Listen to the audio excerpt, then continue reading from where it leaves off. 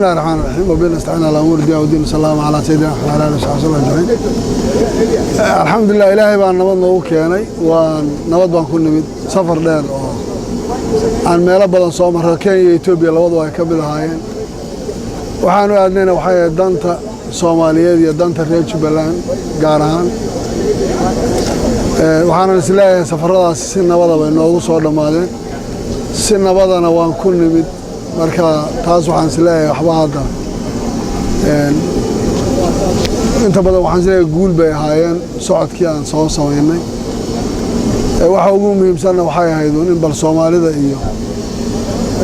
gaar ahaan reer Jubbaland iyo horumarkooda iyo wada hadalladii dib u heshiisiinta socday iyo process badan oo noocaas aan ka hadlaynay waxa ay jigjiga safarkayga ka mid ah jigjigana waxaan u tagay waxay ahayd khilaafaad ka jira xuduudka Soomaaliya iyo Ethiopia gaar ahaan galmudug iyo dawladda Soomaalida inaan baliyadana xal laga gaaro wixii oo dadkii Soomaali ay wada yihiin la isla degan yahay labada dhinacba la degan yahay dibka ka dhaxdhaca oo noqonaya dib saameyn badan yeelan karaya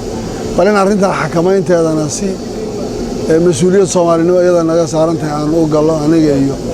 madaxweynaha dawladda Soomaalida iyo madaxweynaha galmudug iyo wasiirada federaalka Ethiopia iyo Soomaaliya ka tirsan gudahaan waxaan isleeyahay taasina si fiican bay ku soo dhamaatay soo noqod wanaagsan Max Ismaaciil ilaahay nagu soo nabad celiyay waxaan sugnaay hadda